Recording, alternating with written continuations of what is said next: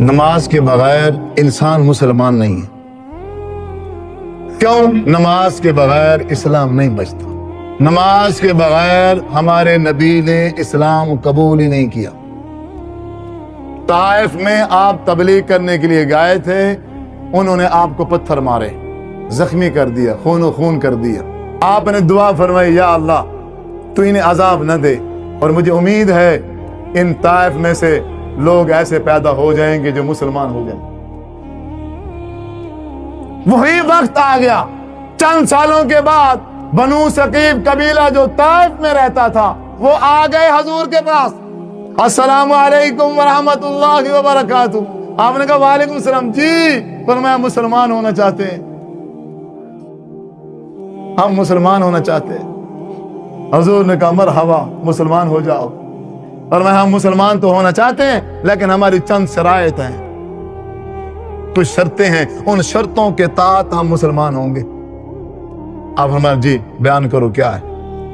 فرمایا پہلی شرط یہ ہے کہ ہم جو ہے نا زکوٰۃ نہیں دیں گے، ہم مسلمان ہوتے ہیں پر زکوٰۃ ہمیں ٹھیک ہے، تم کلمہ پڑھ لو مسلمان ہو جاؤ، زکوٰۃ نہ دینا۔ حضور نے کہا زکوٰۃ ہوتی ہے نا سال کے بعد ایک بار، ایک سال جب یہ مسلمان رہیں گے تو زکوٰۃ کی عادت ہی ہو ہی جائے گی۔ ٹھیک ہے جی، نہ دینا تم عشر، نہ دینا تم زکوٰۃ، قبول ہے تمہاری یہ شرط۔ فرمایا ہماری ایک اور شرط بھی ہے۔ فرمایا وہ کیا؟ ہم جہاد بھی نہیں کریں گے۔ آپ نے کہا قبول ہے، ٹھیک ہے تم جہاد نہ کرنا، اور بتاؤ؟ فرمایا ہماری آخری شرط ہے، اس کے بعد ہم کلمہ پڑھ لیں گے مسلمان ہو جائیں گے۔ فرمایا وہ آخری شرط کیا ہے؟ فرمایا اے حضور ہم نماز بھی نہیں پڑھیں گے، ہم نماز بھی نہیں پڑھیں گے۔ آپ صلی اللہ علیہ وسلم نے شاہ فرمایا پھر تم رہنے ہی دو۔ وہ اسلام جس میں نماز نہیں ہے وہ خیر نہیں ہے، اس میں کوئی خیر ہی نہیں ہے، اس میں کچھ بھی نہیں بچتا۔ جب اسلام سے نماز نکل گئی سمجھو خیر ختم ہو گئی ہے، اب تمہارے اسلام لانے کی ضرورت نہیں ہے۔ اب ہم اپنے گربان میں جھانکیں، کیا ہم 5 وقت کے نمازی ہیں؟